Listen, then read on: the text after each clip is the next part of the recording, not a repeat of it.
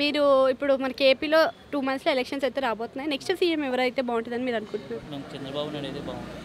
చంద్రబాబు నాయుడు ఒకవేళ అధికారంలోకి వస్తే మరి డెవలప్మెంట్ అనేది ఏ విధంగా జరుగుతుంది అనుకోవచ్చు? మీకు తెలుసు కదా, మీ ఇంతకుముందు ఎలా డెవలప్మెంట్ చేశారు, 5 సిటీలో కూడా ఎలా చేశారు తెలుసు కదా. డెవలప్మెంట్ చేస్తాడని 100% నమ్మకం ఉంది. ఈసారి ఏం డెవలప్మెంట్ అయితే లేదు. 3 రాజధానులు అన్నాడు, ఒకటి చేయలేదు. ఇప్పుడు ఏం చేస్తాడు, మళ్ళీ నెక్స్ట్ మనం ఎంచుకుంటే ఏం చేస్తాడని కూడా తెలియదు. నారా లోకేష్ ఇప్పుడు యువగలం పాదయాత్ర చేస్తున్నారు కదా, సో యువగలం పాదయాత్ర అనేది ప్రజల్లో ఏ మేరకు ప్రభావితం చేస్తుందని అనుకోవచ్చు?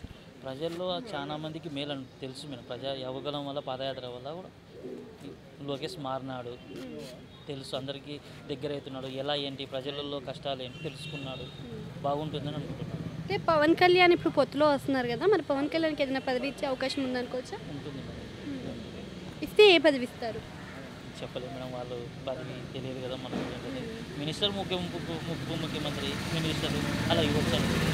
రాష్ట్రం ఇప్పుడు ఆల్రెడీ అప్పుల్లో ఉంది అని అంటున్నారు. మరి ఇప్పుడు అప్పుల్లో ఉన్న ఆల్రెడీ రాష్ట్రానికి ఒక మేనిఫెస్టో పెట్టారు, ఉచితంగా మహిళలకు 3 గ్యాస్ సిలిండర్లు ఉచితంగా ఇస్తారు సంవత్సరానికి. కానీ మరి ఇవ్వగలుగుతారా మరి చంద్రబాబు నాయుడు? ఇవ్వగలుగుతాడు, ఆ కాన్ఫిడెన్స్ ఉంది మేడం. ఎందుకంటే చేస్తాడని నమ్మకం ఉంది. ఐటీ సెక్టర్ ఏ మేరకు డెవలప్మెంట్ అవుతుంది? చూశారు కదా మేడం, సిటీలో చూశారు, హైదరాబాద్లో చూశారు, అమరావతిలో కూడా చూడొచ్చు మనం, ఆంధ్రాలో. ఇప్పుడు ఏం చేయలేదు కదా మేడం. విజన్ 47 అని చెప్పేసి పెట్టారు. ఆయనకుంది మాత్రం 5 సంవత్సరాలే. 5 సంవత్సరాల్లో రిటైర్ అయిపోయే మనిషి విజన్ 2047 ఎలా చేయగలుగుతారు?